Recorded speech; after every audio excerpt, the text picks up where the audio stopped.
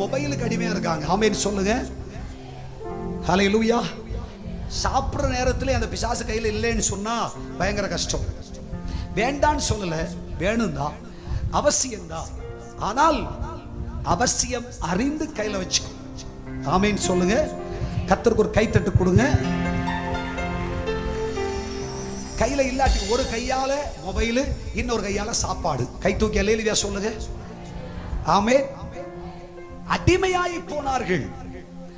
கேட்டா பார்க்கலனா கேட்கலனா அந்த சத்தம் காதுல கேட்காட்டி சாப்பாடே செல்ல மாட்டேங்குதுன்னு சொல்றாங்க.